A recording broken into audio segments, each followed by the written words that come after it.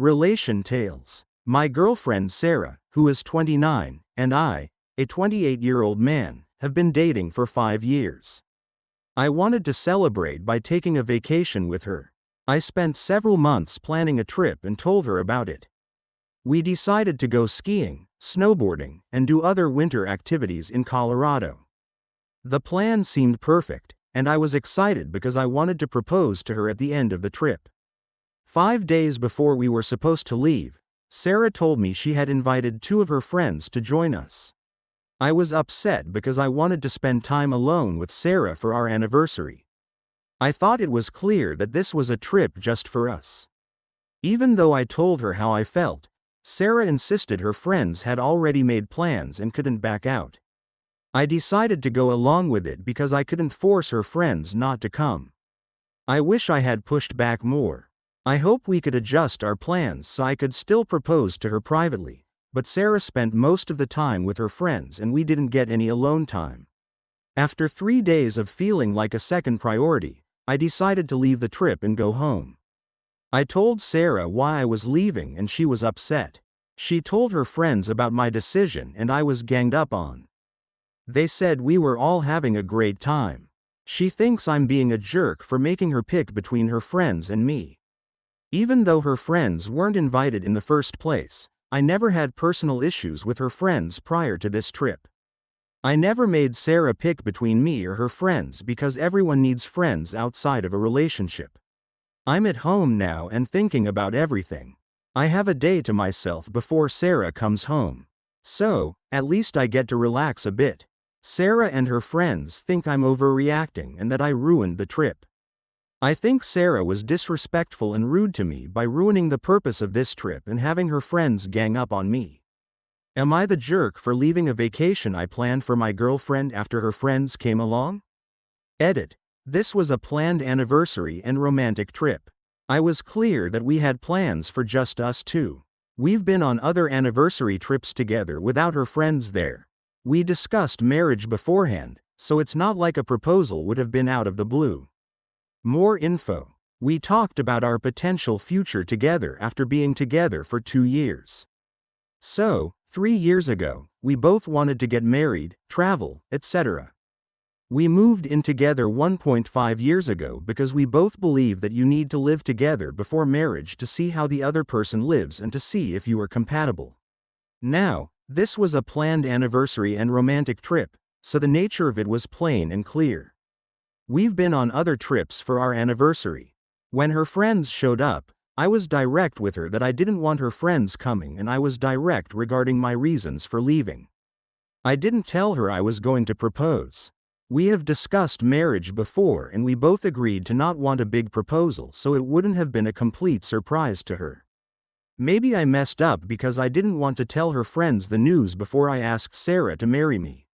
I wish that I contacted her friends privately about my reasons for not wanting them to hang out with us. That was a mistake on my part, but they should have known it was an anniversary and romantic trip. I don't know everything Sarah tells her friends, and I hope she doesn't tell them everything because they don't need to know all my personal details and secrets. I wish there was more balance between me and her friends.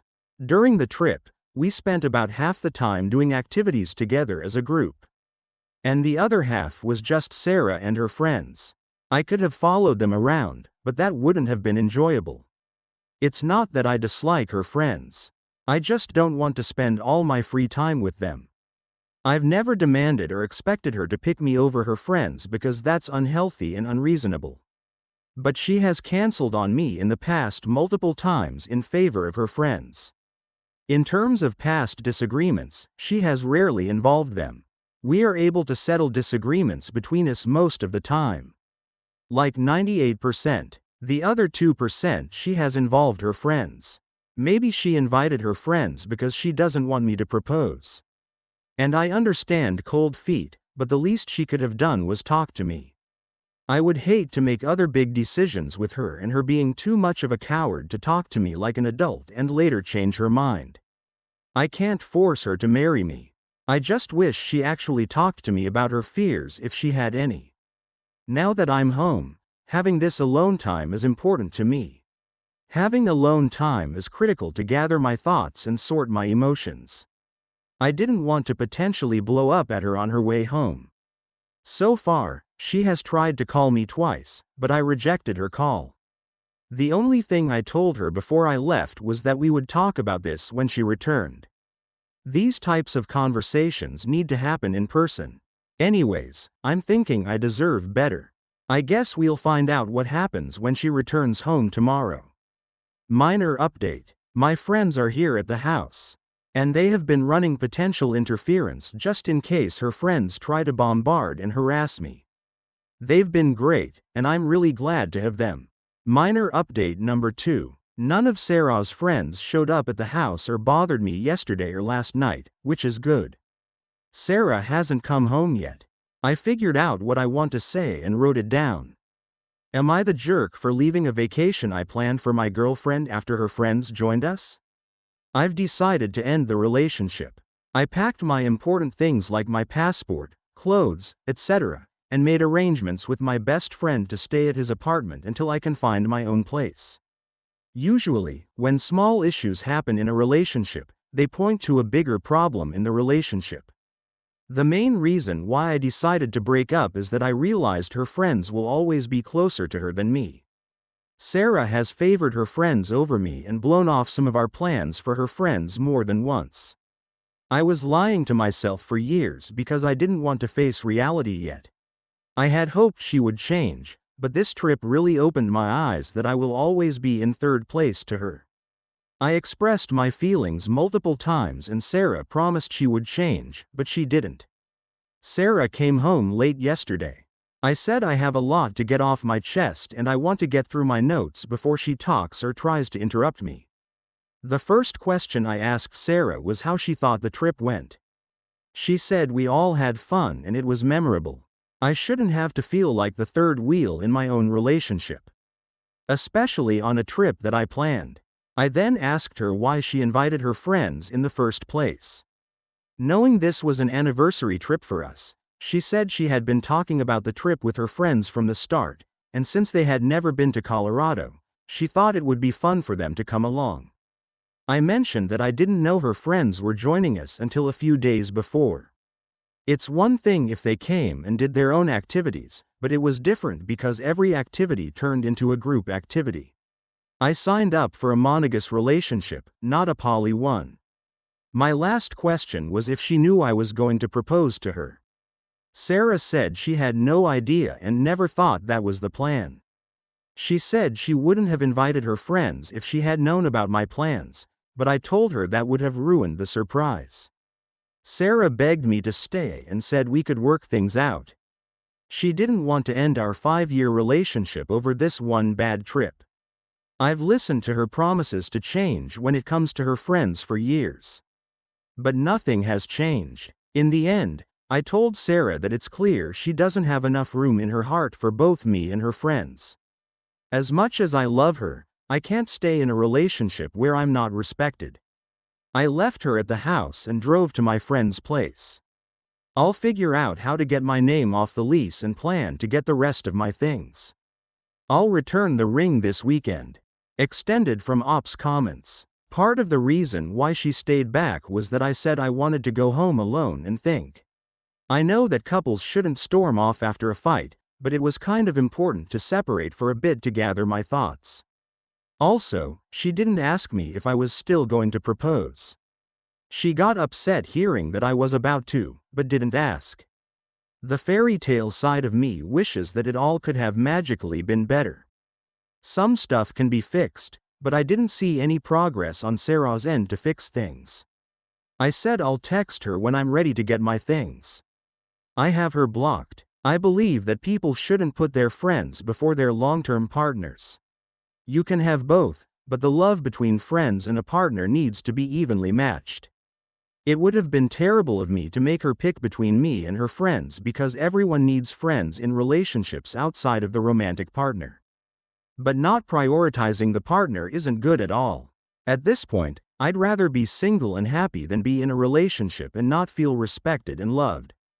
I have to say that tons of people in this comment section and in my private messages essentially told me to give this relationship another chance because we spent so many years together and wanted to get married. These people are playing right into the sunk cost fallacy. And I think it's because they're afraid of being single, so they often put up with a subpar partner that doesn't fully respect or love them. They are too hopeful that their partner will change. So, they wait forever until their dreams come true. I think more people need to learn how to be single. If I find someone I truly love when I'm 60 and get married, then that's fine. Final update. Hello, everyone. I got my things from the house this past weekend. I'm glad I didn't have much stuff for heavy items. Sarah and I talked a lot about our relationship and what happened during the trip. She said she's going to see a therapist and wants to become a better girlfriend in the future. I'm not against the idea of getting back together someday, but I have no intention of being one of those couples that are constantly breaking up and getting back together. If life brings us back together, then so be it. People who get back together need to spend months or even years apart to really grow and change. I didn't make any promises to Sarah about getting back together because she should change for herself, not for me. Second story. I think one of my coworkers is cute and I like his personality, but I have a boyfriend. He goes out of his way to talk to me, but I usually try to keep to myself and don't seek him out. I'm not sure if he's flirting or just really friendly. He makes a lot of jokes and our conversations feel awkward, which I don't like. The other day, he left a cookie for me at my register without saying anything. Today, I did the same thing. I bought him a cookie and left it at his register without saying anything, trying to be playful. To avoid it being weird, I also bought cookies for 2 other coworkers. Later, he came up to me and went for a fist bump, but then changed it to a handshake. It was odd. He tried to fist bump me again, but when I made a fist, he grabbed my hand and pretended it was a gear shift, holding it for an awkwardly long time. It was weird, and I didn't like it. After my shift, I think I went to his register on purpose to check out, even though I could have gone to customer service. I wear pins with my boyfriend's face on them every day so people know I'm in a relationship. I even shave my eyebrows to try to look less attractive. I feel awful about interacting with this coworker because I find him attractive, but I don't want to interact with him at all. I worry that I try to look more attractive when I'm around him, and it makes me feel terrible. I'm considering quitting my job. Even though it pays well and has good hours, I feel so sick and horrible and I want to tell my boyfriend, but I know it's not a good idea. I'm scared that I might have a crush on my coworker. Sometimes I imagine conversations with him in my head, but when I realize it, I make myself stop and feel like throwing.